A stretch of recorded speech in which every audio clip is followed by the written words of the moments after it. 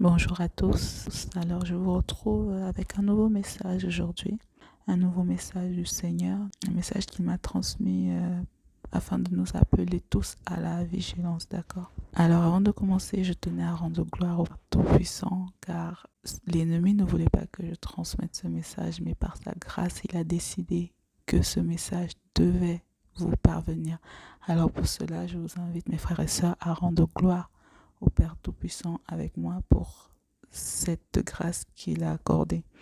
Et je vous encourage, peu importe les situations, à toujours rendre grâce et vous verrez comment il agit, comment il intervient toujours dans vos vies. Au nom puissant de Jésus-Christ, j'ai prié. Donc voilà, ce message, je l'ai eu suite à un songe qui a eu lieu le 18 septembre 2022. Dans ce songe, le Seigneur m'a révélé deux dangers qui pèsent en fait sur ses enfants, d'accord? Deux dangers qui pèsent sur les enfants de Dieu Tout-Puissant. Donc, premièrement, je vais vous expliquer un peu le songe, le contexte du rêve, d'accord? Alors, dans un premier temps, le Seigneur m'a emmené dans un endroit qui était comme une ville un peu futuriste. Il y avait un peu comme la technologie avancée, donc c'est pourquoi je dis ville futuriste, c'est comme ça que je l'ai reçu. Et en arrivant dans cette ville, au début, on survolait la ville et ensuite, il m'a conduit vers une scène où il y avait une jeune femme qui était dans un magasin de vêtements. Et ce magasin de vêtements était spécial. C'était à la fois un peu comme un casino, parce qu'il y avait beaucoup d'appareils, beaucoup de lumière, il y avait beaucoup de technologie, beaucoup de choses. Mais le Seigneur m'a fait comprendre à travers le songe que c'était un magasin de vêtements. Et donc, quand il m'a conduit vers cette scène, auprès de la jeune femme, euh, il m'a fait comprendre qu'elle était venue acheter une tenue, en fait, plus précisément une robe pour un événement, une fête, quelque chose comme ça. Et donc, quand je me suis retrouvée à côté de la jeune femme, il y a quelque chose qui m'a interpellée. Alors, il y avait un vendeur qui lui présentait donc la fameuse tenue. Donc c'était une robe, mais la robe n'était pas comme une robe qu'on a l'habitude de voir tous les jours. C'était une robe assez spéciale. Elle était lumineuse, elle brillait comme avec des jeux de lumière, des choses comme ça. Elle était avec plein d'artifices, beaucoup de superflu dessus en fait. C'est pour ça que ça m'a un peu intriguée, ça m'a interpellée. Et donc, et le vendeur à côté, il lui sortait des arguments. Et quand il parlait, le vendeur, c'était un peu comme s'il, vous savez, dans parfois les fêtes foraines, on entend dans le haut-parleur quand un animateur anime en fait un stand, ça résonnait un peu comme ça. Il disait quelque chose comme oui, c'est nouveau, c'est beau, c'est bien, essayez. Donc il encourageait en fait la jeune femme et elle était toute enthousiaste, elle était contente, elle était vraiment ravie en fait. Elle était contente, elle disait ah oui. Et à un moment, je lui ai dit, mais euh, donc elle voulait essayer la robe, elle était contente, elle dit ah je veux prendre celle-là. Et elle était face à un miroir. Le miroir était, comme je disais, un peu comme, c'était comme une tablette géante, mais un miroir. Une tablette géante tactile avec beaucoup de lumière. Mais le Seigneur m'a fait comprendre que c'est un miroir. Donc voilà, j'ai compris dans le songe que c'était un miroir. Et donc elle était devant en train de se mirer avec la robe que le vendeur lui avait tendue. Et à un moment, je lui dis, mais tu ne trouves pas que c'est un peu trop? Parce que ça me paraissait un peu bizarre. Je ne trouvais pas l'intérêt de porter en fait un vêtement comme ça. Je ne voyais pas comment on pouvait le porter. Voilà. On m'a expliqué que c'était une robe, mais en réalité, ce n'était pas vraiment une robe qu'on porte d'habitude. D'accord? Non, je lui dis, tu ne trouves pas que ça fait un peu trop, que c'est bizarre, voilà, elle n'est pas normale la tenue. Elle dit que, oh non, non, c'est pas grave, moi j'aime bien de toute façon. Donc voilà, et suite à ça, le Seigneur m'a transporté vers une autre scène, où cette fois-ci nous sommes arrivés dans une salle, donc il m'a fait comprendre que c'était une salle de contrôle, Il y avait beaucoup d'écrans, d'ordinateurs, plusieurs écrans en fait. Et nous sommes dirigés vers un écran qui était plus précisément au centre de la pièce. Et il m'a dit, regarde. Et en regardant à travers l'écran, j'ai vu comme une scène, hein, avec deux groupes de personnes qui marchaient tranquillement. Et au bout d'un moment, elles se sont croisées au niveau d'un pont. Et un pont un peu, je ne sais pas si vous arriverez à voir, ce type de pont qu'on trouve dans les jardins japonais. Et donc un peu courbé, voilà, des demi-ponts un peu courbés. Ce groupe de personnes s'est croisé au niveau de ce pont et quand ils se sont croisés, à partir du moment où ils se sont croisés, ils ont commencé à se chamailler les uns les autres. Tout d'un coup, commence à se chamailler. On n'entendait pas les paroles, je n'entendais pas les paroles. Il n'y avait pas de langage verbal, on va dire, mais il y avait un échange, comme des cris, comme voilà. Ensuite, j'ai regardé, je ne comprenais pas, j'étais un peu confuse. Et le Seigneur m'a encore fait, regarde encore. La scène se déroulait, j'étais dans la scène, donc je voyais dans la scène. Et quand il m'a appelé que regarde, c'est comme si je sortais de la scène, comme si je sortais de l'écran, d'accord? Je revenais au niveau de la salle. Et donc il m'a dit, regarde. Donc je suis revenue dans la salle et il m'a montré au niveau de l'écran, je voyais comme un curseur et je voyais des personnes qui étaient dans l'écran un peu comme des animations, comme des animations 3D en fait. Et ensuite, il y avait un curseur sur l'écran où on pouvait intégrer, ajouter une scène par exemple. Et donc il m'a dit, regarde, il m'a dit, tu peux essayer si tu veux. J'étais un peu étonnée, je me suis dit en moi-même, d'accord. Et donc voilà, donc je suis allée, du coup j'ai intégré une scène dans le curseur et en fait la scène c'était par rapport à la situation étant donné que les personnes se chamaillaient. Donc j'ai intégré une scène qui disait arrêtez, pourquoi vous faites ça, arrêtez. Donc et quand j'ai intégré cette scène, je me suis retrouvée dans l'écran en même temps en train de crier sur ces personnes, on va dire, en train de leur dire ces mots-là, arrêtez, pourquoi vous faites ça, arrêtez. Et tout d'un coup, ces personnes se sont comme réveillées, comme, je dis comme réveillées parce qu'elles sont arrêtées net et elles ont commencé à se regarder un peu comme si elles étaient confuses. Et les personnes se regardaient les unes les autres et comme si elles ne comprenaient pas, comme si elles étaient dans un sommeil et tout d'un coup elles s'étaient réveillées, elles se posaient la question qu'est-ce qu'on fait là, qu'est-ce qui s'est passé, voilà. Et donc voilà, et c'est là où mon rêve s'est arrêté, d'accord. Ensuite, maintenant, le Saint-Esprit m'a expliqué ceci.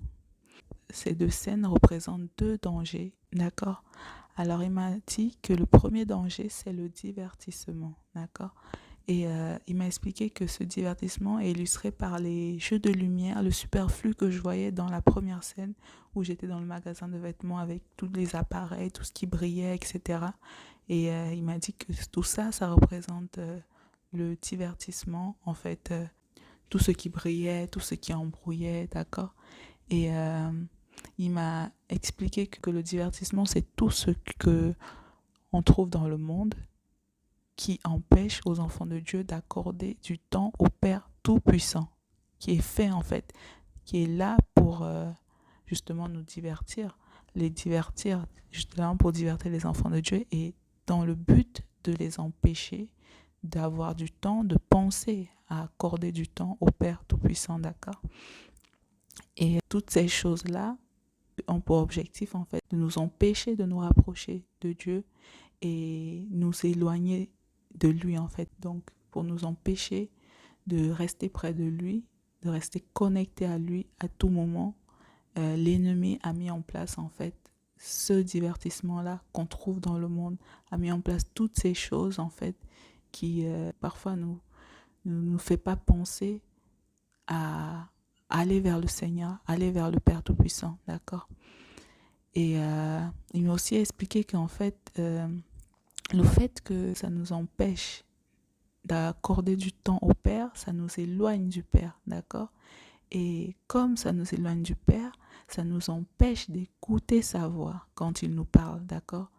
Parfois, quand il nous parle, on n'entend pas sa voix parce que nous sommes trop occupés par ces choses du monde en fait que l'ennemi a mis en place pour nous prendre en fait le maximum de notre temps, voire tout notre temps, et jusqu'à nous en faire oublier même l'essentiel, donc nous rapprocher du Père, d'accord?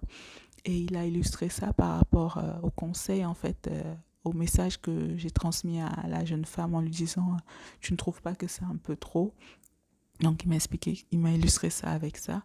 Donc étant donné qu'elle était concentrée, elle était vraiment comme ébahie, comme très enthousiaste face à cet article, que ce que je disais, tellement elle est enthousiaste dans ce qu'elle avait vu, que ce que je lui disais, en fait, elle n'arrivait pas à le recevoir comme il fallait. Ça n'avait pas d'intérêt pour elle, d'accord? Ensuite, il m'a expliqué que le fait que nous n'écoutions plus, nous n'entendions plus la voix du Seigneur, ça fait que nous écoutions plus la voix de l'ennemi, d'accord? Et il m'a expliqué ça par le vendeur et en m'illustrant le fait que, par exemple, quand je parlais à la jeune femme, elle a dit non, c'est pas grave, mais tous les arguments que le vendeur lui vendait, elle les a reçus, elle les a accueillis avec joie, alors que la mise en garde que je lui faisais par rapport à la tenue, elle ne prêtait pas attention. Comme exemple, il m'a dit, par exemple, il y a des moments où nous sommes pris par les choses du quotidien. Quand les choses du quotidien prennent 100% de notre temps, par exemple, que ce soit le travail, que ce soit les choses de la maison, que ce soit les activités, que ce soit les loisirs, que ce soit les passions, toutes ces choses-là, c'est du divertissement et c'est dangereux quand ça prend 100% de notre temps et quand ça nous empêche de penser au Père Tout-Puissant, de penser à accorder également du temps au Père Tout-Puissant, d'accord? C'est là où est le danger. Par exemple, on décide de prier chaque soir. Maintenant, on arrive dans la soirée et on se sent fatigué parce que la journée était longue et rude, on a fait beaucoup de choses. Et il y a une voix qui nous dit c'est pas grave, il comprendra, ton père va comprendre, tu es fatigué. Ce n'est pas la voix du Seigneur, d'accord? C'est l'ennemi. C'est l'ennemi, d'accord? Cette voix-là n'est pas du Seigneur Tout-Puissant, c'est la voix de l'ennemi, la voix du diable, d'accord? Ça encourage en fait à laisser tomber le Père, ça encourage à ne pas aller vers le Père, d'accord? Et il faut justement combattre cette voie-là, il faut se battre contre ça, d'accord? Et un autre exemple, on doit faire une prière à telle heure, il nous reste peut-être 2 minutes et la voix nous dit, bon ça va, tu as du temps, tu as 2 minutes, tu as le temps de terminer ta série, tu as le temps d'aller regarder un peu ce qui se passe sur Internet. Attention, chassez au nom de Jésus, refusez au nom de Jésus, rejetez au nom de Jésus, d'accord? Tout ce qui peut vous pousser à laisser tomber l'envie d'aller vers le Père n'est pas du Père, d'accord? C'est pour ça que le Père m'a envoyé premièrement dans ce sens de vous mettre en garde contre le divertissement. Donc le divertissement, comme on a dit au début, est illustré par toutes choses qui empêchent d'accorder du temps à Dieu le Père Tout-Puissant, d'accord? Toutes ces choses-là. Donc, pour nous dire que malgré le fait que nous avons souvent parfois des quotidiens chargés, nous devons intégrer, nous ne devons pas minimiser ça, nous devons intégrer dans notre planning, dans notre quotidien, tout enfant de Dieu doit intégrer un temps, un moment de rendez-vous avec le Père, d'accord? Ce moment de rendez-vous, ça peut être de la louange, de l'adoration, la prière, du jeûne, etc., d'accord? L'action de grâce, tout ça doit être intégré dans notre planning. Étant donné que nous arrivons à nous organiser pour, par exemple, nous occuper du travail, des choses, des tâches de la maison, de nos enfants, de nos maris, etc. Nous devons, même de nous-mêmes, nous devons aussi penser à intégrer des moments avec le Seigneur, d'accord, dans notre routine. Très important, parce que si nous ne le faisons pas, comme le Saint-Esprit m'a expliqué, ça nous éloigne du Père et c'est le plan de l'ennemi justement de nous éloigner du Père Et ensuite, quand nous sommes éloignés du Père, nous n'entendons plus le Père, nous n'écoutons plus la voix du Père et nous sommes plus concentrés sur la voix de l'ennemi qui nous encourage à nous éloigner de plus en plus du Père, d'accord?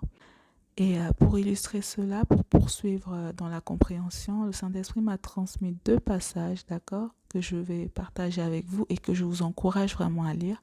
Donc, le premier passage se trouve dans le livre de Jacques au chapitre 4, verset 7. Ensuite, le deuxième passage dans la Bible se trouve dans le livre de 1 Pierre au chapitre 5, verset 8 à 9, d'accord? Voilà. Donc, le premier danger, c'est le divertissement, d'accord? Ensuite, le deuxième danger, c'est la manipulation. Donc, voici comment il m'a expliqué la manipulation.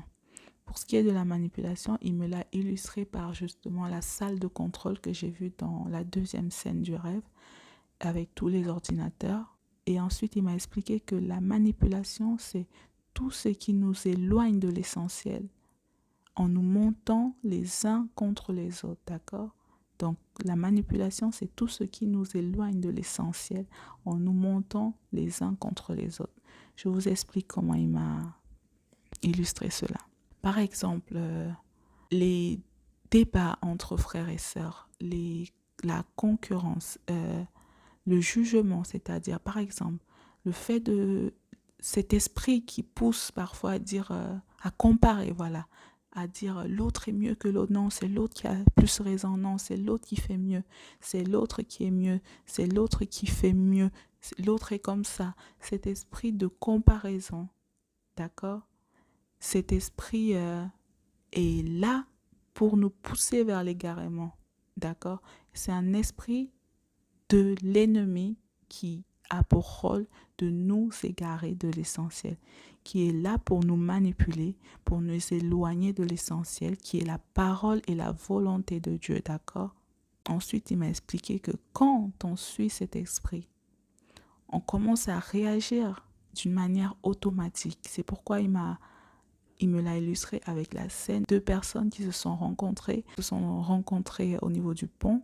C'est comme si on avait appuyé sur play. Elles ont commencé à se chamailler comme ça, sans raison. Pourtant, au début, elles étaient calmes. Donc, cet esprit d'égarement-là nous empêche, nous manipule en fait. Et cette manipulation nous fait parfois réagir d'une manière automatique et d'une manière inconsciente.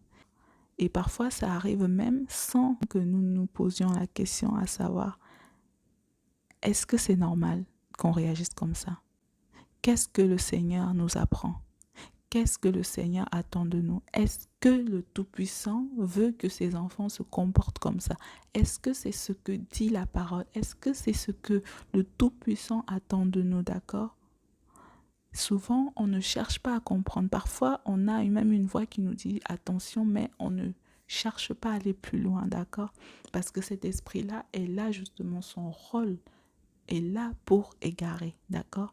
Et il m'a illustré le fait que parfois on ne cherche pas à comprendre avec la réaction des 2 groupes quand j'ai inclus la scène. Ils disaient arrêtez, pourquoi vous faites ça? Quand ils se sont comme réveillés, ils se posaient des questions, mais sans plus. Personne n'a dit qu'est-ce qui s'est passé. Ils se regardaient entre eux juste en se posant les questions. Donc, c'est comme ça qu'il m'a illustré cette voix-là qui parfois dit attention, mais le danger est qu'on ne cherche pas à comprendre ni à savoir ce qui se passe, d'accord? Il m'a expliqué que le danger là, c'est qu'on ne va pas plus loin. On ne fait que exécuter. On exécute l'œuvre sur commande de l'ennemi sans se rendre compte. Et c'est là le danger, d'accord? Le danger est là parce qu'on ne cherche pas à savoir si c'est normal. On n'a pas le réflexe de se demander, attendez, est-ce que c'est dans la volonté de Dieu? Est-ce que c'est ce que Dieu nous a enseigné? Est-ce que c'est ce que Dieu attend de nous? Ou est-ce qu'on réagit juste d'une manière automatique par rapport à ce qu'on nous a commandé, d'accord? Donc voilà.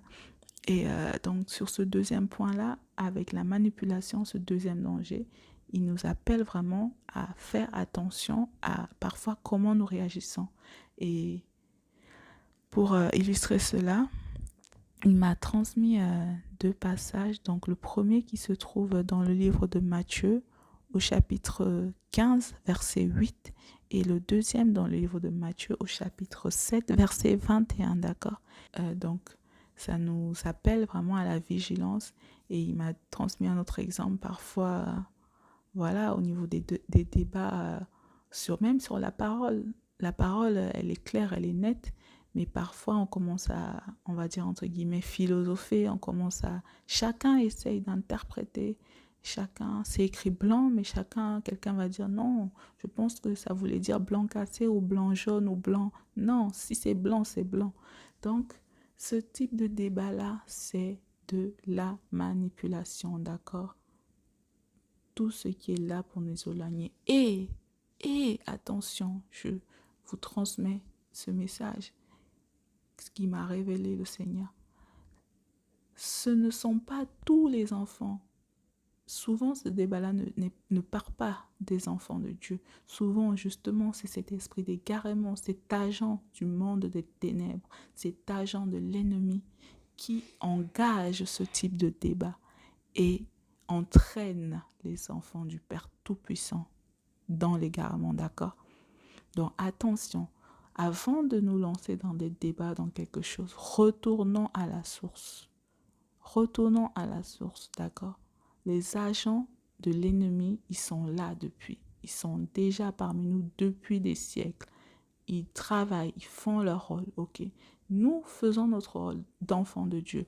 Allons vers la source. Quand nous sommes face à une situation, allons vers la source, retournons à la source, cherchons, ouvrons nos Bibles, lisons, n'écoutons pas seulement, lisons, d'accord? C'est pourquoi parfois je vous transmets des passages pour que vous-même alliez voir et que vous-même vous demandiez au Seigneur de vous expliquer le sens, de vous faire comprendre. Je ne vous enseigne pas, je ne suis pas une enseignante. Je ne suis pas une enseignante. Je ne fais que venir vous donner ce qu'on me transmet.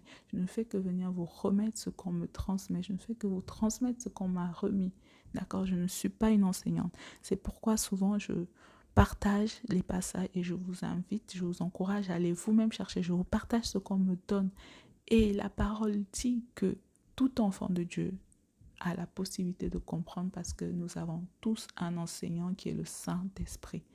Donc, retournons à la source. Cherchons à comprendre. Ne nous basons pas juste sur ce qu'on entend. N'écoutons pas seulement la voix de l'ennemi. Ne nous laissons plus manipuler. Arrêtons d'agir comme des robots. Arrêtons d'agir comme des marionnettes. Arrêtons de donner ce pouvoir à l'ennemi. Arrêtons de faire plaisir à l'ennemi. Faisons plaisir à notre Père Tout-Puissant. Nous disons que nous sommes des enfants de Dieu. Agissons comme des enfants de Dieu. Quand ça ne va pas, retournons à la maison. Allons voir le Père, demandons-lui, disons ça ne va pas, nous sommes perdus, voilà la situation. Ne restons pas dans cette manipulation, dans ce piège, dans ce danger, d'accord? Donc vraiment, je nous encourage à retourner à la source, à la parole, ok? Et à la prière en demandant au Père de nous guider. Le Saint-Esprit, c'est le meilleur enseignant du monde, d'accord? Je n'ai pas fait d'études bibliques ni rien. Mon enseignant, c'est le Saint-Esprit. Ok, c'est le Saint-Esprit, mon enseignant. C'est le seul et l'unique enseignant dans ma vie. Je n'ai pas besoin d'un autre enseignant. Vous n'avez pas besoin d'un autre enseignant. Tous les enfants, tous les serviteurs du Père qui vous partagent des messages, les vrais enfants de Dieu, les messages qu'ils vous partagent, ce n'est pas parce qu'ils sont des enseignants. Ils vous les partagent parce que ça vient du Saint-Esprit. Le vrai enfant de Dieu n'est pas enseignant ni sage. La seule sagesse appartient au Dieu Tout-Puissant. D'accord? Et c'est le Dieu Tout-Puissant qui agit. C'est par son esprit qu'il permet que nous puissions vous donner ces choses. Ce n'est pas par ma force que je vous transmets ça. Non, ce n'est pas par ma force. Ok? Donc vous aussi, cherchez, allez chercher. Dites maintenant, au nom de Jésus, je refuse d'être une marionnette. Je refuse d'être manipulée. Moi aussi, je vais chercher. Moi aussi, Seigneur, je vais te chercher. Moi aussi, je veux maintenant t'écouter. Je refuse seulement d'écouter la voix de l'ennemi. Je veux entendre ta voix. Allez le chercher. Allez cogner à la porte. Allez à la maison. Il va. Il est là. Il veut juste. C'est tout ce qu'il attend. Il veut que ses enfants soient à côté de lui. Donc, allons-y, restons à côté de lui, d'accord? Donc voilà, c'était ce message-là que j'avais à vous transmettre. Et par la suite, j'ai reçu un autre message du Seigneur, entre-temps, d'accord, que je vais vous transmettre. Donc le message disait ceci. Je lis le message au nom puissant de Jésus-Christ. Message du Seigneur. Respectez mes commandements et changez de comportement. Je répète le message au nom puissant de Jésus-Christ. Respectez mes commandements et changez de comportement. D'accord? Ensuite, le Saint-Esprit m'a transmis ce passage qui se trouve dans le livre de Pierre au chapitre 3, verset 9. D'accord? Je lis la parole au nom puissant de Jésus-Christ. Le Seigneur ne retarde point l'exécution de sa promesse, comme quelques-uns croient qu'il y ait du retard. Mais il use de patience envers nous, ne voulant point qu'aucun périsse, mais que tous viennent à la repentance. Je répète le message au nom puissant de Jésus-Christ. Le Seigneur ne retarde point l'exécution de sa promesse, comme quelques-uns croient qu'il y ait du retard.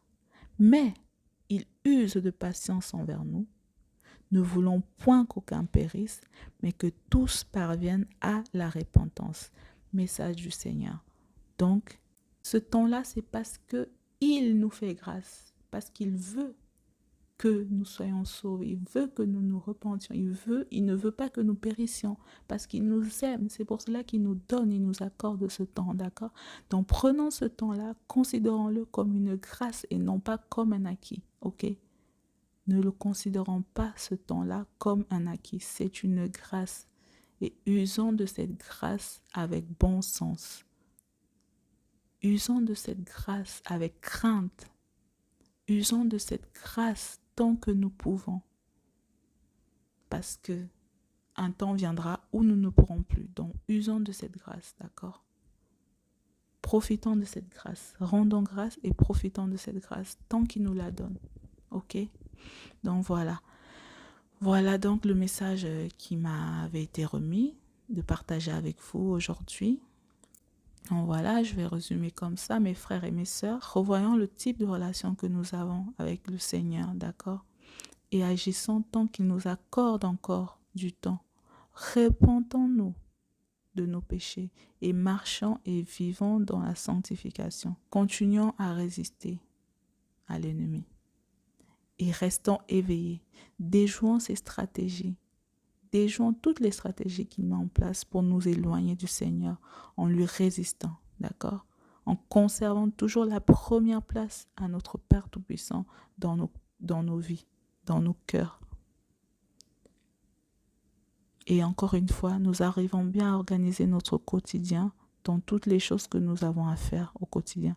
De même, planifions et intégrons dans notre quotidien des moments de rendez-vous avec le Seigneur, d'accord? La prière, la louange, on peut être en train de nettoyer le sol, on fait de l'adoration, d'accord? Voilà. Si le Dieu Tout-Puissant le veut, je reviendrai très bientôt, d'accord? En attendant, que le Seigneur Tout-Puissant vous guide et vous fortifie au nom puissant de Jésus-Christ. Amen.